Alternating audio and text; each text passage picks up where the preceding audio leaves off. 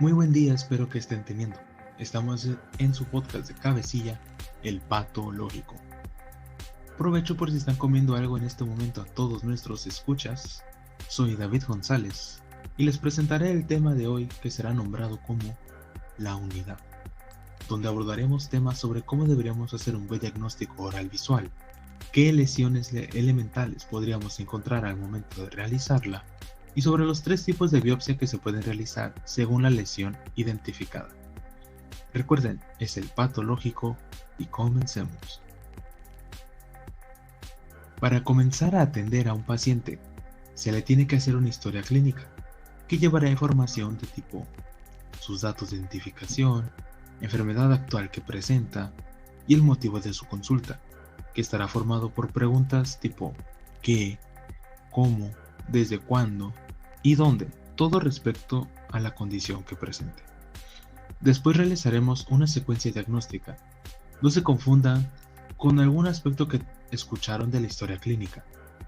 Lo que realizaremos en este paso será la detección de la lesión, su evolución, la exploración de la misma, cómo la clasificaremos, su diagnóstico diferencial, que significa descerrar entre todas las enfermedades que podrían presentar los mismos síntomas a unas 3 o 5 para tener un campo de búsqueda menor y más preciso.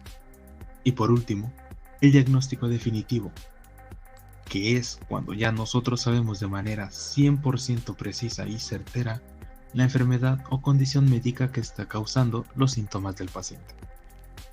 Para realizar todo este paso, tenemos que hacer un método de exploración correcto, que va a constar de los siguientes pasos. Primero, de manera externa, cuando llegue el paciente, tenemos que inspeccionar el labio inferior y superior para buscar aspectos como si son angostos o si han sufrido de alguna exposición solar.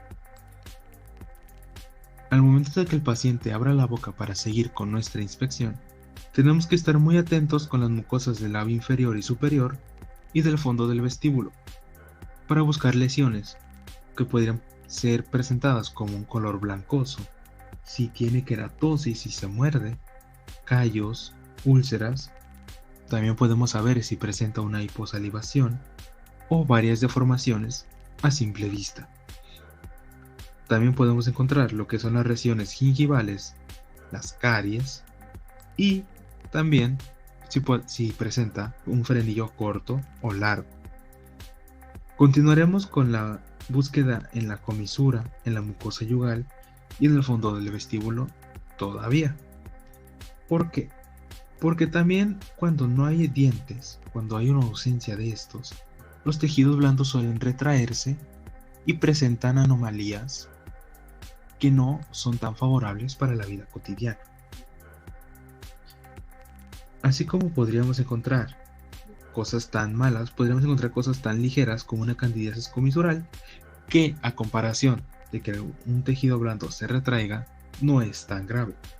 Podemos encontrar las líneas queratósicas, que son causadas por las mordidas de los molares usualmente, o las hiperplasias fibrosas.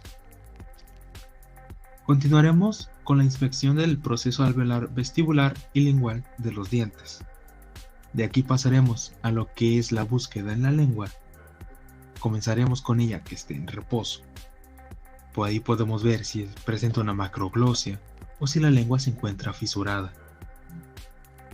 Al momento de checar la cara dorsal y el borde lateral, es muy importante saber que en este paso se puede saber muchísimo acerca de la lengua y las manifestaciones que ésta puede presentar. Por último, buscaremos en la superficie ventral de la misma, el piso de la boca y el paladar duro o blando. En todos estos pasos pueden presentarse muchísimas lesiones elementales. Pero cuando encontremos una, ¿qué es lo que haremos? Bueno, hay métodos auxiliares de diagnóstico. Son de 3 tipos: la biopsia, la citología exfoliativa y el estudio microbiológico. Para el día de hoy, checaremos lo que es la biopsia. Esta es una obtención de tejido o material celular para su estudio microscópico, que es obtener una muestra del tejido y checarlo en un laboratorio. ¿En qué casos se recomienda hacer una? Cuando las lesiones blancas son de larga duración, cuando las úlceras son crónicas, cuando nosotros sospechamos que la lesión puede presentar alguna malignidad, que la inflamación sea persistente de mínimo unas 2 semanas, y en ese mismo tiempo que no respondan a su tratamiento. Es totalmente válido indicar una biopsia. Ahora, ¿qué tipo de biopsias hay? Nosotros les hablaremos de 3 tipos: la excisional, incisional y de corte rotatorio. La excisional es una remoción de toda la lesión, incluyendo el tejido normal.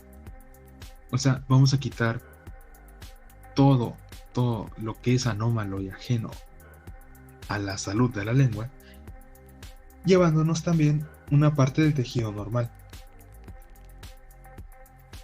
Usualmente, esta se diagnostica y realiza en lesiones que son de 1 centímetro o menor.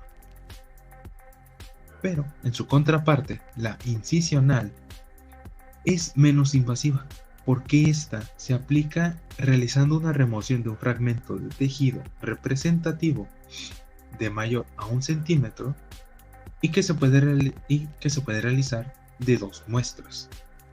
Es muy importante saber que al momento de tomar estas 2 muestras, se debe tomar una y otra que tenga tejido blanco, rojo y normal, para saber el avance de la lesión y poder realizar un diagnóstico correcto. Por último tenemos la de corte rotatorio. Esta es muy característica a diferencia de sus hermanas, porque esta es una técnica con bisturí de 6 milímetros circular, que nos va a proporcionar un cilindro de tejido. Esta suele utilizarse para estudios de glándulas salivales menores en mucosa labial.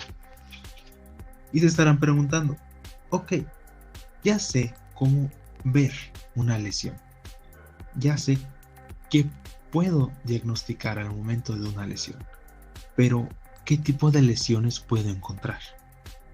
Bueno, son bastantes y la principal diferencia es su contenido, si es sólido o líquido. Comencemos con las de contenido sólido. Lo primero que podemos ver es una mácula, que es un cambio en la coloración de la piel, pero que no tiene relieve, que pase de rosado a gris, a negro, a verde. Continuamos con la placa, que es más semejante a una alfombra, porque es más extendida que elevada. Las pápulas, que son elevaciones sólidas menores a 1 centímetro, no dejan cicatrices y generalmente son múltiples y se presentan en la piel, no necesariamente en la cavidad bucal. Es importante aclarar que muchas pápulas pueden formar placas, pero las placas no significa que estén formadas 100% por pápulas. Después tenemos lo que podrían ser nódulos, que son aumentos de volumen sólidos mayores a 1 centímetro y que puede ser una lesión solitaria o múltiples. Continuamos con uno que es muy común en la sociedad, que son los tumores. Los vamos a definir como un aumento de volumen sólido mayor a 2 centímetros. Tenemos las úlceras, que son pérdidas de continuidad del epitelio, que es como si fuera un bache, de que simplemente la línea epitelial se corta. Tenemos el parche, que si recuerdan que la mácula era como una mancha, bueno, pues esta es como una mácula, pero de mayor a 1 centímetro. Después tenemos a las petequias. Las petequias son puntos hemorrágicos de 1 a 2 milímetros que suelen ser múltiples y que corresponden a la extravasación de eritrocitos, o sea, que son de una tonalidad muy rojiza, por lo mismo de los eritrocitos. Tenemos a las nudosidades, que son lesiones eritematosas, profundas, dolorosas, que evolucionan en días y semanas y que desaparecen sin dejar huellas. Por último, La última lesión de contenido sólido son las gomas, que son nódulos que se reblandecen y ulceran. Estas son muy asociadas a la sífilis terciaria. Como primera lesión de contenido líquido, que suelen ser muy relacionadas con las inflamaciones, tenemos a la vesícula. La vesícula es una lesión elevada con contenido líquido seroso o hemorrágico menor a 1 centímetro. Tenemos a las ampollas, que son levantamientos de contenido líquido transparentes o serosos que son mayores a 1 centímetro. A las pústulas, que estas forman placas llenas totalmente de pus. A los abscesos, que son elevaciones ya más grandes con contenido purulento. A los quistes, que son cavidades revestidas por el mismo epitelio y que presentan contenido líquido o semisólido. A las escamas, que a diferencia de las demás, estas ya son más como conocidas por presentarse en brazos por alguna resequedad, ya no contienen un líquido en su interior y que se caracterizan por la pérdida de la capa córnea de la piel, donde las células prefieren morir a mutar, que usualmente se da por los rayos del sol. Continuamos con las ronchas, que es algo que ya varias personas tenemos muy bien conocidos, que son relacionadas a abscesos. Son elevaciones mal definidas, blancas, rosas y rojas, y que se pueden definir como un edema transitorio vasomotor no definido o mal definido en sus límites. Tenemos a las telangiectasias, que son dilataciones persistentes de pequeños capilares en la dermis, superficiales y que son visibles como líneas finas y rojas. Un ejemplo muy claro sería como cuando por primera vez aparecen estrías o varices, es lo mismo, pero de una manera más pequeña, que en nuestro caso sería en la cavidad bucal. Tenemos a las erosiones o a los raspones, que son pérdidas totales o parciales de epidermis, pero estas no dejan cicatriz. Y por último, tenemos a las fístulas. Son trayectos que comunican dos cavidades o una cavidad con el exterior. Si se pueden dar cuenta, o si fueron muy atentos, la principal diferencia entre las lesiones con contenido líquido o contenido sólido es el mismo contenido. Porque podríamos decir que una pápula es lo mismo que una vesícula, ya que cuenta con un contenido líquido que es menor a 1 centímetro a la vesícula, y la pápula es una elevación sólida menor a 1 centímetro. Lo único que varía pues es si tiene un líquido seroso o transparente. Así varias comparten características. Pero es muy importante siempre estar seguros del diagnóstico que le vamos a realizar al paciente siguiendo estos pasos. A fin de cuentas, nuestra experiencia será la que dictaminará un buen diagnóstico, un buen trato hacia el paciente y prevenir muchas enfermedades, ya que al momento de ir a una consulta es 50% responsabilidad del doctor, 50% también responsabilidad del paciente, para ser honesto. Recuerden, ya por último, que tengan un muy bonito día,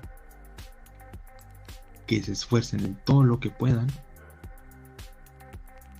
y que un mal día no significa que sea una mala vida. Este fue su podcast, El Patológico, y nos despedimos.